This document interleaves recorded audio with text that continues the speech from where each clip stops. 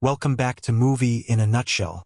Today, we're diving into a 2019 drama, mystery, and fantasy film titled Super Me. Spoilers ahead, so watch carefully. Sang-Yu is a lonely, struggling scriptwriter with no job, no friends, and deceased parents. But his biggest problem isn't poverty. It's that he hasn't slept properly for over 6 months. Every time he closes his eyes, a demon enters his dreams, turning them into violent nightmares. One night, Sang-Yu dreams he's on the subway. The demon appears, grabs him by the hair, and drives his head through a hole in the floor, killing him in his dream. He wakes up just in time, trying to write, but his landlord knocks on the door with food. Unable to pay rent, Sang-Yu slips out the window and wanders the streets. As he walks, he remembers all the experts he has consulted about dreams. Psychologists, scientists, religious figures, each offering different theories but none providing a real solution. Hungry, he stops at a food stall and orders a crepe without eggs, but the vendor adds one for free. While waiting, he notices Hwar, a girl he's had a crush on for years, working across the street in a cafe. He recalls seeing her play in a band long ago, her voice beautiful, unforgettable. His quiet moment is interrupted by Sang-Ji, his persistent manager. Sang-Yu tries to flee but drops his crepe and eventually gets caught. Sang-Ji drags him to a restaurant, eats in front of him, and scolds him for failing to meet his contract. Sang-Yu tries to explain that insomnia prevents him from writing, but Sang-Ji ignores him and demands the script within 10 days. Returning home, Sang-Yu finds his apartment locked and all his belongings dumped in the hallway. He's been evicted. He goes to a cafe to work but is too hungry to focus, eventually falling asleep. The demon appears again, chains his neck, and slams his head on the table. Once more, he wakes up, his laptop stolen, blurring the line between nightmares and reality. In desperation, he messages Sang-Ji claiming he'll kill himself to join his parents. Standing on a roof above Hwar's cafe, ready to jump, he's interrupted by the crepe vendor offering food.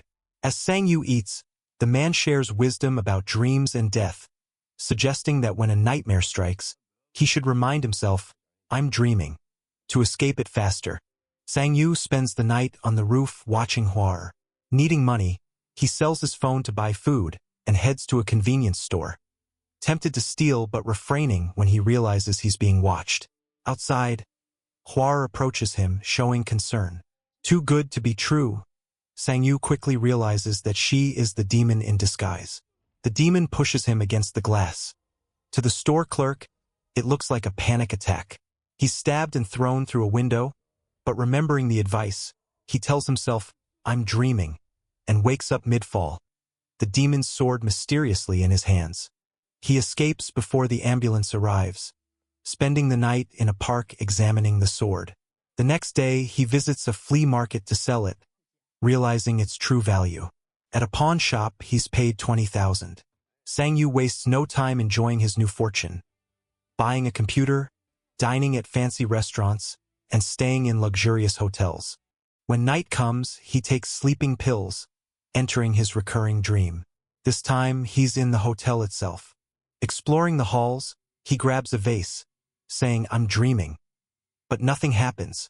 The demon appears with a giant golden axe, attacking him violently. After taking some hits, Sang-Yu manages to seize the axe and reminds himself he's dreaming, waking up unharmed with the weapon in hand. He sells the axe at the pawn shop and spends the money again, new clothes, a car, and a night out. This time, he prepares for a clever trick, using photographs of a museum to shape his dream. The demon shows up with a gun, but Sang-Yu dodges the bullets and manages to grab 2 antiques, waking up safely. The treasures are sold to professional antique dealers for 2 million, who question his methods, but he manages to avoid giving any answers. Sang-Ji appears, angry and believing Sang-Yu was dead. Sang-Yu invites him to a fancy restaurant, repaying the money for the script and telling him he no longer writes on demand. Visiting Hwar's cafe, he orders a latte and tries to see if she recognizes him, but she doesn't. She explains she's selling the cafe due to lack of customers and mounting debt. That night, Over drinks, Sang-yu and Sanji discuss the secret to his success. When Sanji sees him wake with gold chains in hand, he realizes the method and begs to join Sang-yu's new business, which Sang-yu considers. The next day, Sang-yu buys Hwa's cafe, letting her run it while he covers losses. Grateful, she invites him to dinner, discussing the business and suspecting Sang-yu might want more than money.